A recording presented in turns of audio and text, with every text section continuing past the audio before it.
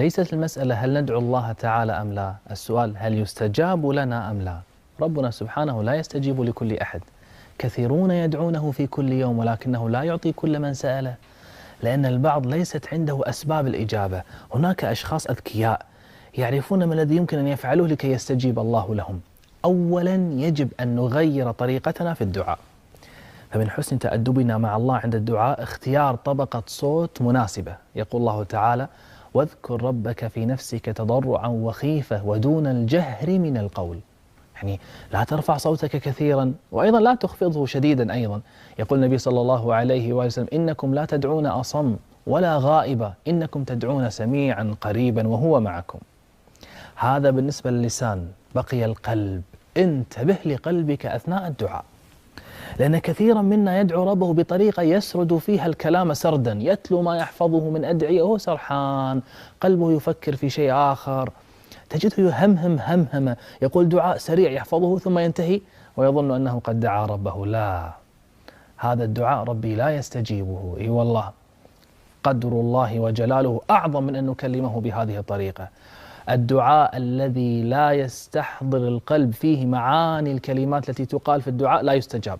هذا ليس كلامي أنا، هذا كلام النبي صلى الله عليه وآله وسلم عندما قال: اعلموا أن الله لا يستجيب دعاء من قلب غافل لاهٍ.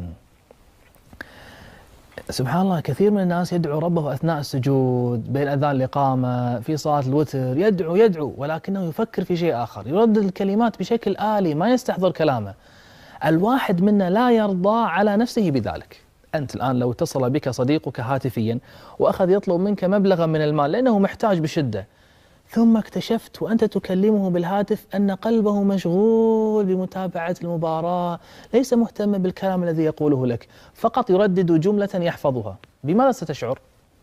أنت تلقائيا لن تهتم به، ستحس أنه يمثل تمثيلا. طيب، ولله المثل الأعلى، ربنا سبحانه أعلى وأجل من كل شيء، فمن باب أولى ألا يقبل منا الدعاء ونحن نسرح. إياك أثناء الدعاء أن يغفل قلبك عن معاني الكلمات. لا تكلم الله تعالى وأنت سرحان أثناء الدعاء، لا. عندما تكلم الله تعالى يجب أن ننسى الدنيا كلها، لا نفكر إلا بالكلام الذي نوجهه لله. يا أخي، أنت الآن تكلم الله. أمر آخر، بعض الناس حاضر القلب ليس بسرحان، لكن المشكلة أنه يفتقر إلى لمسة معينة في الدعاء، لو وجدت لكان هذا الدعاء أقرب للإجابة، ولو وجدت لأحس الداعي في الدعاء بمشاعر جياشة، لأحس بأحاسيس قوية تعطي للدعاء طعما لا يشبهه أي شيء. ما هي؟ إنها مشاعر التضرع. طيب، ما هو التضرع بالضبط؟ وكيف أطبقه في دعائي؟ التضرع هو التذلل والخضوع لله وحده.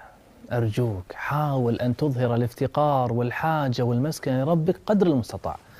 أخبره أنك مفتقر إليه، قل له أنا العبد المحتاج إليك، وأنه لا ملجأ ولا منجى منك إلا إليك. ربنا سبحانه يحب أن يسمع منك ذلك، يحب أن يراك تفتقر إليه وتتذلل بين يديه. ربنا يحب ذلك لدرجة أنه يمنع العذاب من أن يصيب العبد إذا تضرع، حتى لو كان العبد مذنبا ومخطئا. نعم، حتى لو كان العبد مذنبا أو مخطئا. نعم، إذا رآه يتضرع إليه تائبا راجعا فإن الله سيعامله بتعامل آخر.